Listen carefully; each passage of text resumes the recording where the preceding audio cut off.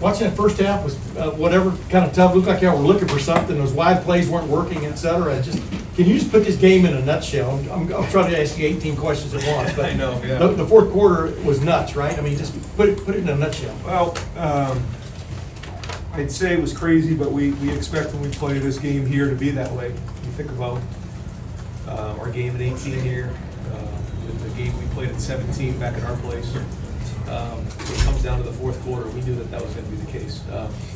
Yeah, a lot of things in the first half we wish that we had done better. There's no question. But that's playing football, and that's competing. Penn State's got one heck of a team. Played really hard, and it doesn't come easy. But that being said, very proud of the way the team played, and especially in the fourth quarter. I thought C.J. Stroud was unbelievable in the fourth quarter. The way he played, JTT was off the charts, and Marvin Harrison. But it was everybody. Cade Stover, what can you say about that run? He had clutch, and just the way that we played in that fourth quarter was tremendous. I'm proud of our guys. Right behind him, Nathan Barrett, Cleveland.com.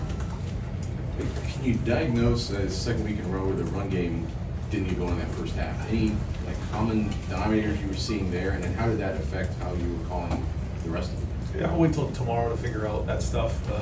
We're going to celebrate on this ride home and have some laughs together on the plane and enjoy it. And then we'll come back in tomorrow and figure out what we can do better. But I just, the way that we hit that long run there with Trey in the fourth quarter, wore him down, was tremendous. And going the way we did, you can just feel the energy on the sideline. Some things certainly we want better, but at the end of the day, great to get a win. And at the end of the day, when we go into these games, the expectation is to win. I know that's not everybody's expectation. That's our expectation. We want to play perfect, yeah. We want to win by 4 touchdowns, yeah. But the expectation coming in here has to be to win. That's what we did. And when you look at the scoreboard at the end, it says 44-31.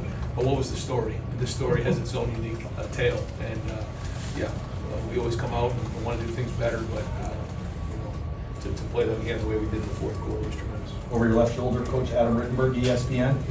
Ryan, you've seen a lot of football. Where does that defensive performance by JTT rank this signal?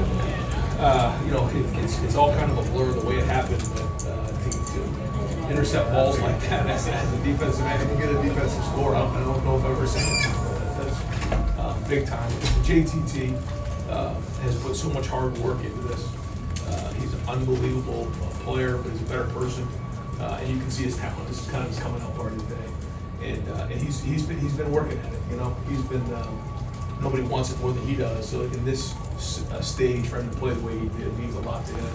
And I think his teammates were very proud of him. Right next door, Doug Maurice, Cleveland.com. Ryan, this is very specific, but on Trey's touchdown run, looked like Cade got the edge guy and then went to the second level and got the linebacker, and Dewan came across and got the other linebacker.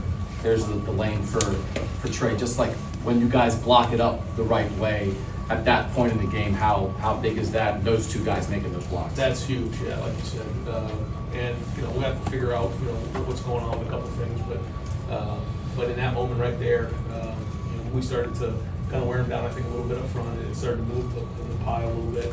And again, I didn't see it from that angle. I saw the thing scored out from my end a little bit. Then Trey got on the safety and was out. But those guys were gritty and did a good job of protection. Penn State was bringing a lot of different things, especially on third down there. It took us a while to sort that out. Not very pleased with third down, but that was a huge play. That inside zone play that hit. Right next door, Bill Rabinowitz, Columbus Dispatch. Ryan, we have not been really tested since the Notre Dame game. How important is it to have a test like this? Probably the last hostile crowd you're going to have all year. To kind of face that and get through it. It's huge. It's huge because nothing comes easy in this environment. Against Penn State, we did a tremendous job, and there are times where things may become a little bit easy for us, and that's a different experience than this right here. This is totally different, and to respond the way we did and figure out what was going on in that is great. Because really the last time that kind of happened was a little bit of a game. I think it was the same score at half, maybe 14-13 and a half. It was a close game at half, and then came out and played well in the fourth quarter. So that's the recipe when you're playing matchup games. Any sense of nine games? I don't know. I honestly don't know. Yeah, I'll try to find out. Clay Hall, WSYX. You've won a lot of games here, 42. Is this as satisfying a win as you've had? Every game has its own story, and this is one that we'll be telling for a while. I mean, just the feeling of the emotion that was on the sideline in that fourth quarter when JT got that pick, when Cade broke those tackles for the touchdown. It reminded me of Ben Vick when he caught that one out here right to play, he was breaking through, and they believed. You know, we knew it was going to take 4 quarters, and I think that's to your point. Like, we don't always have to play 4 quarters. We knew we were going to have to play 4 quarters today. And you know, just looking at the numbers, I thought it would be 70 and 70 with 60 plays on offense and 80 plays on defense. So, but that's something that I think we can really learn from moving forward and grow. Do you have any update on JSN? Is he out indefinitely? No, I don't have an update. Over here to the right, Austin Ward, Rivals. Can you take us through this, as you said, 2-3 quarters where you were trying to find some footing maybe on offense? I mean, as a play caller, what was Penn State doing that was maybe frustrating you or you were searching for, and then what finally clicked? The way the afternoon played out, what were you looking for? What did you eventually find? Yeah. Well, I thought we finally, got in a rhythm finding those seam routes in there. We hit a couple shots on the outside of the protection really was clean.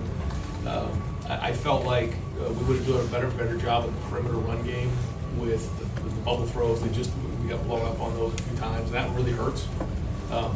We struggled on 3rd down early on. We got that solved, which was huge because it kept the drives going. And I felt like we could have done a better job on 1st down, staying on schedule. They do a good job of taking away a lot of the easy stuff. So just again, couldn't quite get her going in there, but we did have that one good drive, and I just, at the end of the day, when you're playing these type of games, I think you have to look at the body of work through 4 quarters. And I think we're all used to saying, all right, what do we do in the first half? Right. And it's like, okay, but it's 4 quarters. And so when we're playing a matchup game like this, it's the whole story, and it finally clicked there. That sequence right before halftime, was there, did you think you had a timeout?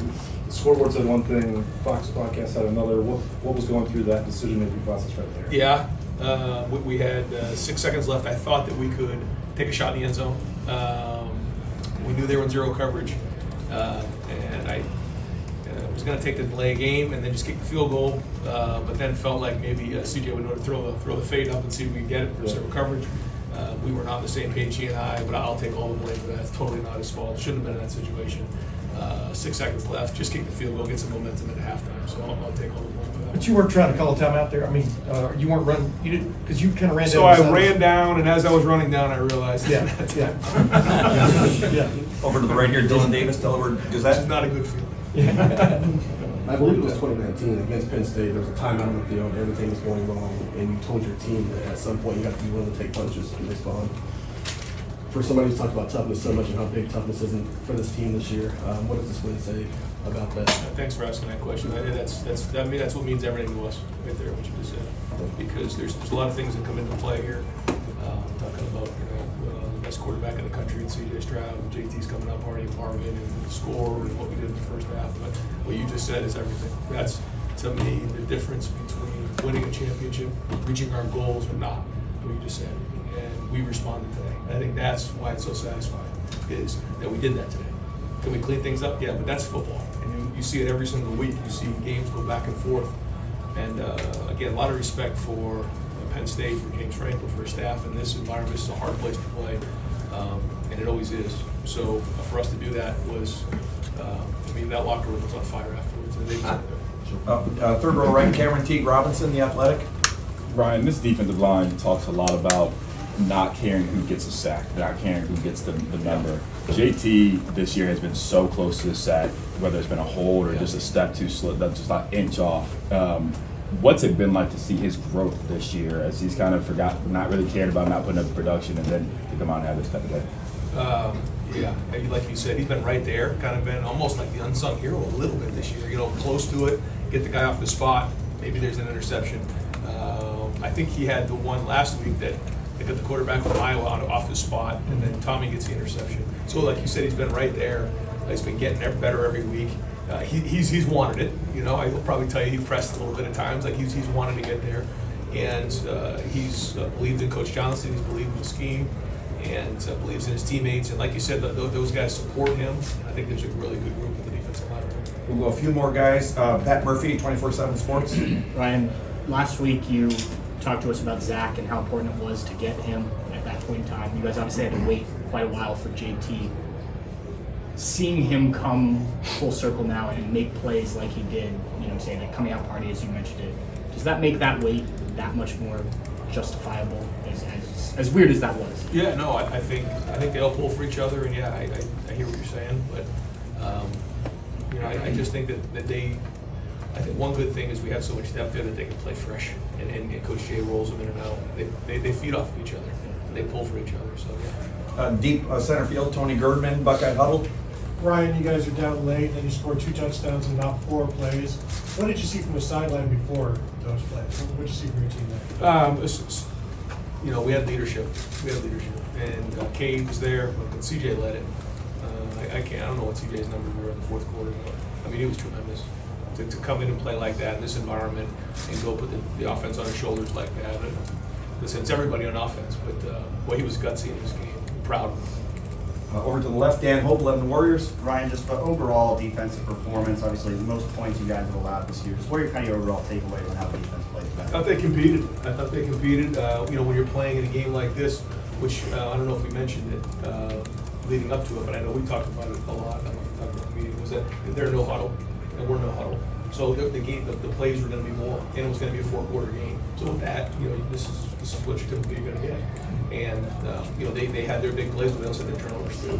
And when we can feed off each other like we did, that's when we can flip the scoreboard. And would we have liked to have done it more? Sure. But that's a great challenge today that we responded to. Bill Landis, Athletic. Ryan, when you're throwing those bubbles, maybe this is the wrong characterization, but they feel conservative for an offense that touts aggressiveness as much as you guys do. But I'm wondering, do they serve a purpose even if they're not efficient? Are you trying to soften them up with those plays, even if they're not blocked well? Because, you know, in the fourth quarter you're going to hit them down the seam as much as you guys do. Yeah, it's part of the run game, and what it does is it forces everyone to run to the other side of the field and complete it. It's crazy, but it's true. And then, you know, throw it on the inside, they have to follow it. So we want them to defend the entire field. And if they put a lot of guys in their box, then we need to spread the ball out to the perimeter. So we always say that we want to be able to attack them inside, attack them outside, and then throw the ball down the field. And probably could have done that more in the game, but I think if we had done a little bit better job on the perimeter in that area, we could have cracked the rock sooner. But yes. And last question, Joey Kaufman, the dispatch over here to the right. Ryan, of all the plays that JT made you have to pick from, did you have a favorite or? Pick six. Yeah, I mean, when you get a defensive score like that, all of a sudden the whole game changes. It was a 2-score game at the time, right? So it was nine points. So I believe so, right? Yeah, that's right. And I was on the headsets. Okay, so if they score and make it, you know, 1-point game or however that was, how are we going to play the game a little bit different? If we get the ball back and it's a 2-score game, we're probably pretty conservative at that point. And then the next play is a pick, you know, it was the first play of the drive, I think, right? It was a pick 6, and all of a sudden, you know, you just throw it up in the air, and it's about it, we're good. And the sideline just went nuts, so that was my favorite. One quickie, Marvin Harrison Jr. comes out of that game, gets banged up, goes back in, 10 catches, that third and 10 catch on that slant, Tough. you know. It's tough. Yeah. Bringing zero coverage. What a day, I mean, can you explain his day? Tough. I think that's what it was. I mean, we know Marvin's talented, but to play tough the way he did says a lot about him, and he was gutsy today, like you said. Gutsy. Ryan, I'm sorry, just for context, what do you think of the Penn State secondary today? The challenge tough. You know, they played hard, physical, like you said, kind of blew up some of the perimeter run game that we could have done a better job with. I think our guys competed against them.